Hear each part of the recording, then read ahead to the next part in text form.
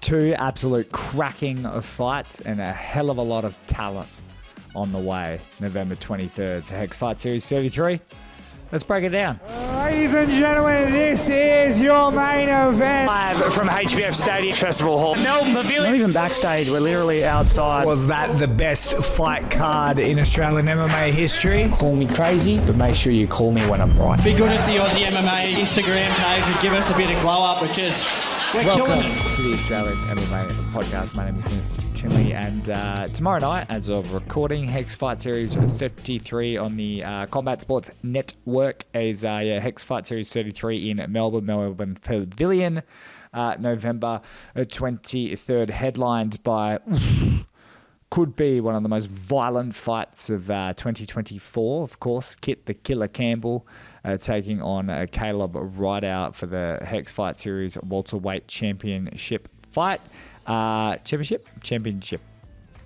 That's right. Maybe I already have the CTE we're about to witness between those two boys. We also have a very, very important fight with Abdalla Biyada and Michael Barber. Those are the two fights I'm looking forward to. We'll break them down in just a little moment. And of course, the uber talented, like if you had to pick 10 guys to go into the UFC over the next 5 years, Jet Fisher, George Mangos and Colby Thicknesse could very well be a whole lot of our next UFC stars over the next 5 to 10 years. So it's going to be good to see what they have on display.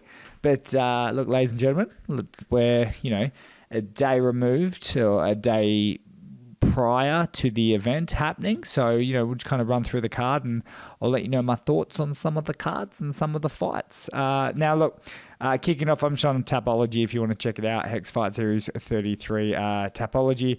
We got first fight of the card, a female fight. We've got Ashlinka Rechwolski versus Kim Tran. Don't know much about Kim Tran. Looks to be her debut, but Ashlinka, I believe, has had her back and forths with Winona Greenhill out of Infinite MMA. Of course, Winnie G Unit getting the better of her 3 times now, and now in their professional, both their professional debuts. But look, Ashlinka is game as anything, so she's a good fighter, and it'll be good to hopefully get a victory on the board in the professional ranks. Kim Tran, I think 4-4. In her amateur career. Like I said, don't know much about him, but I have seen Ashlinka fight before, and she always brings it, so I can only imagine that this fight will be interesting as well. Another fight on the card in featherweight, we've got Liam Gusty taking on Jean Alexander Romano. Now, I don't know much about either of these guys.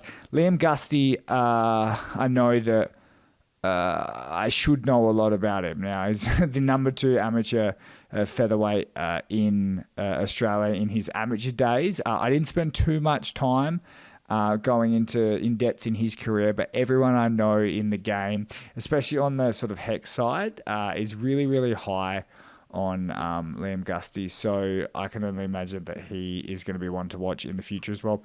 The only thing I know about John Alexander Romano, apart from the fact that he's trained out of Dunstan Death Squad, he might be 0-2, but his first pro fight was back in 2021, and his last fight against Matty Ian out of Australian Top Team.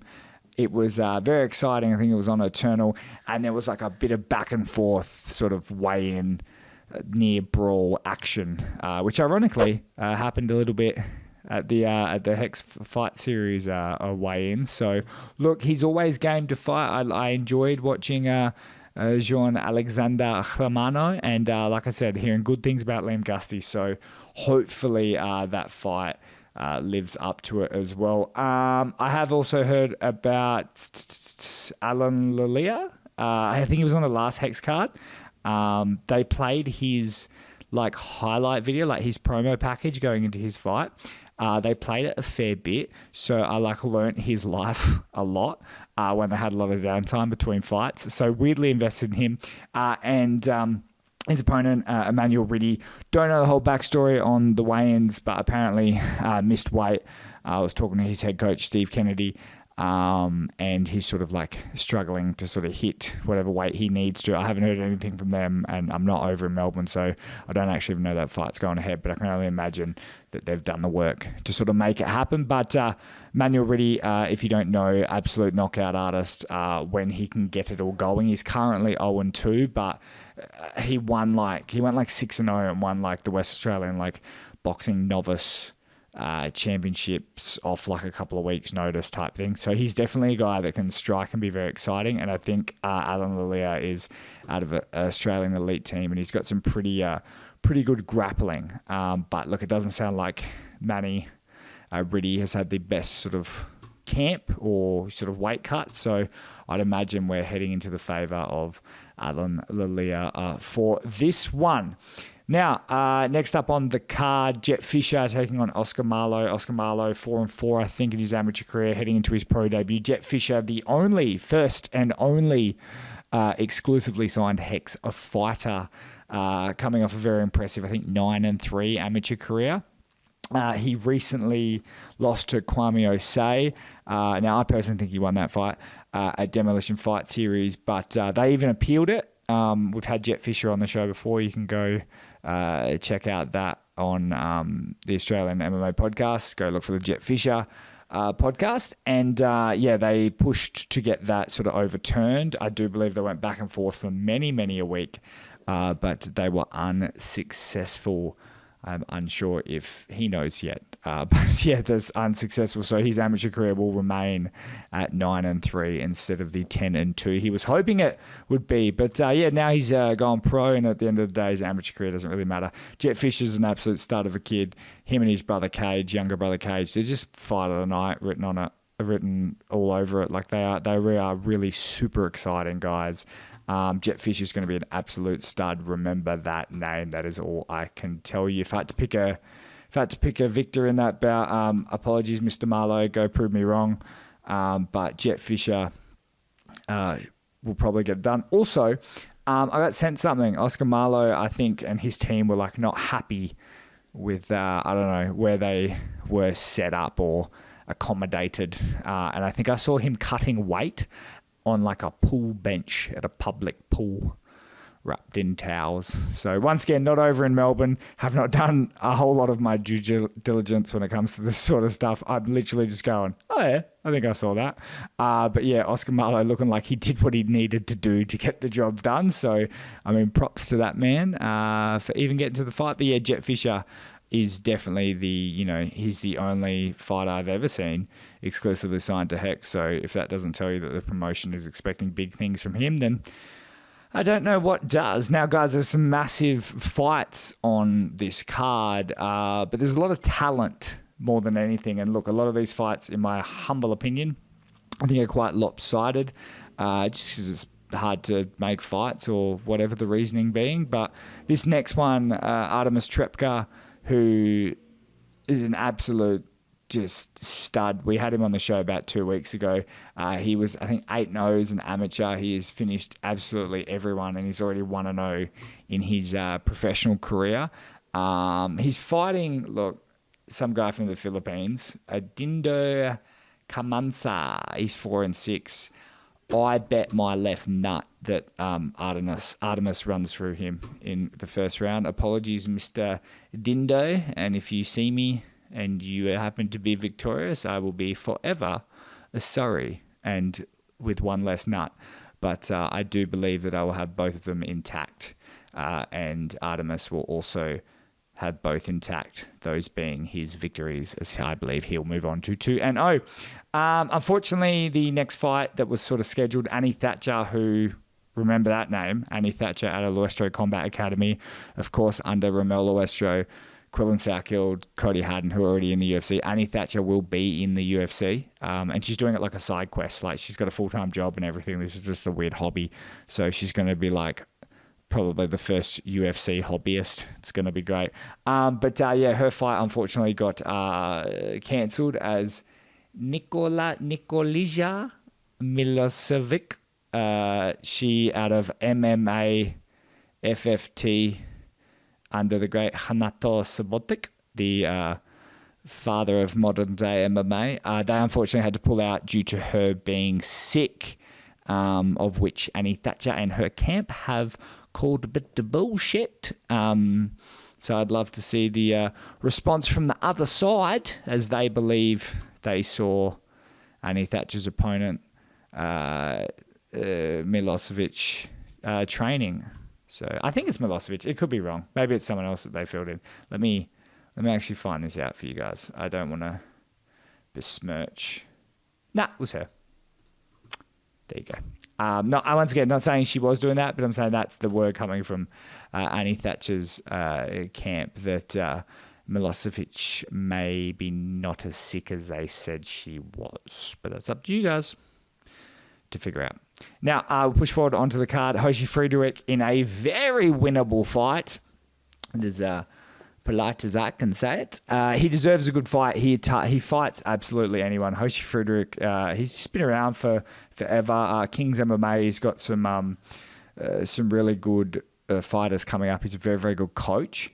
And unfortunately, he just kind of gets like thrown to the wolves in terms of sort of guys he has to fight, because he will kind of just fight anyone.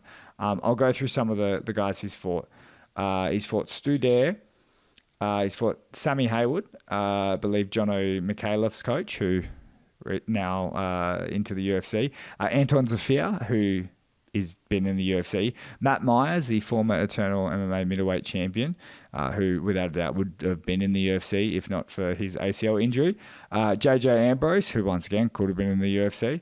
And Khan Diarra, who was just a fierce knockout artist who no one would fight. So Hoshi Friedrich cops a lot of shit, but he's as game as they come, man. He'll fight anyone. So currently 7-0, and he's going up against Arvin Chan, who's 8-12.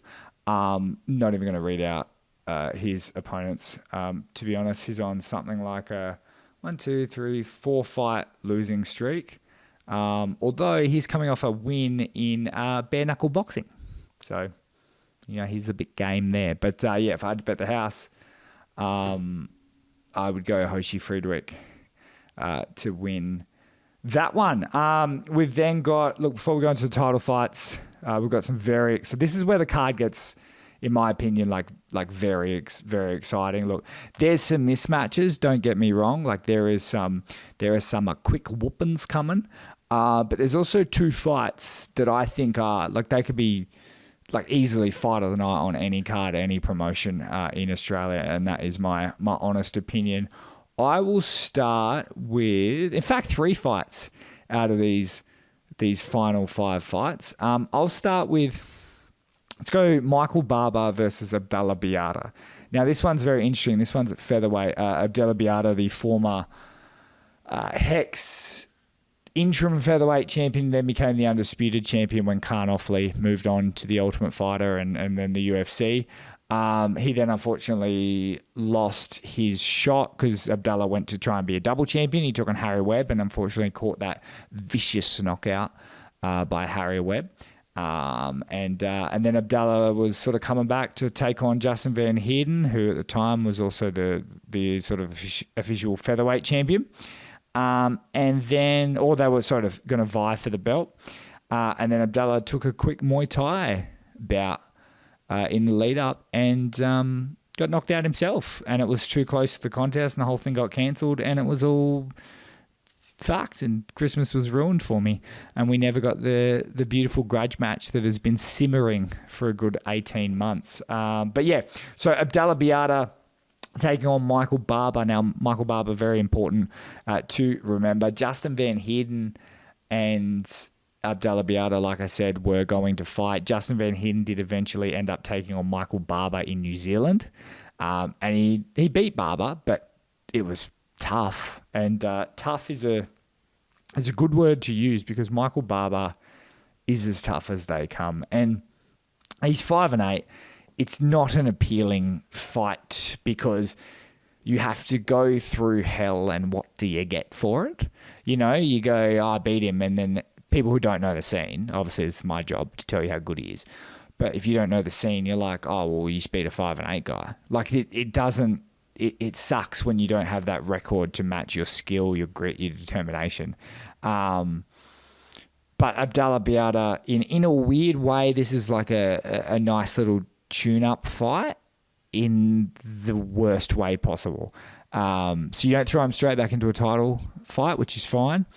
It's very winnable for Abdalla Biyada. He's very long, he can stay on the outside. Barber just can sort of march forward sometimes. So I think it plays in favour for Abdalla and his style, at least what he wants. And if Abdalla, if he wants to be at the top, he needs to take care of this one. Don't care how. If you're going to beat Michael Barber, really, you're probably going to edge out a decision if you're lucky, or throw some weird spinning shit. It's either that. You either have a 3-round war with him, or you catch him with some spinning shit. So unless you got that in your repertoire, be ready for a grinder, and not in the St Kilda way. But no, yeah, Abdalla Biyada, I'd say going in is a favourite. Michael Barber, however, a bit of insight into him. Just like I said, absolute stud, one of the most underappreciated guys in mixed martial arts.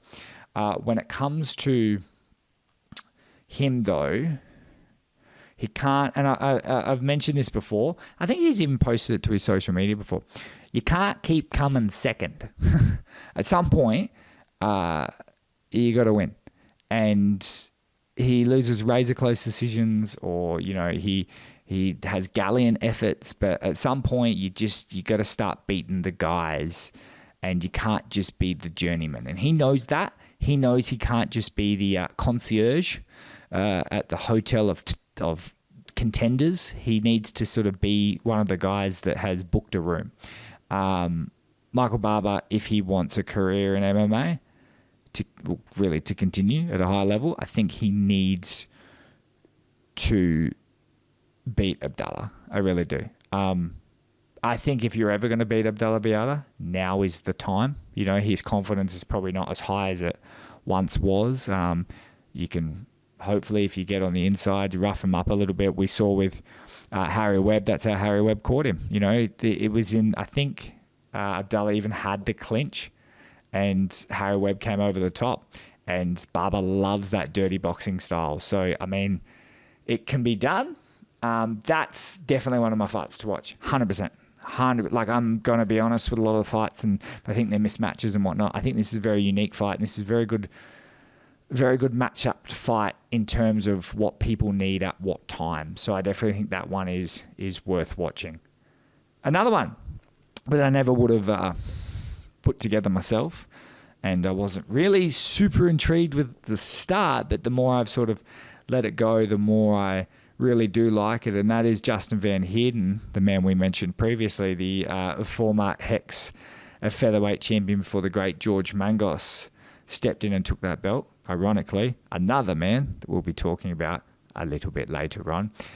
He's stepped up to take on Raf Scott. Now, Raf Scott sort of burst back onto the scene, taking on Jack Lyons in the back in June against Jack Lyons, who was, an absolute stud. And, ended up finishing him in a triangle and kind of going, hey, guys, I'm still here.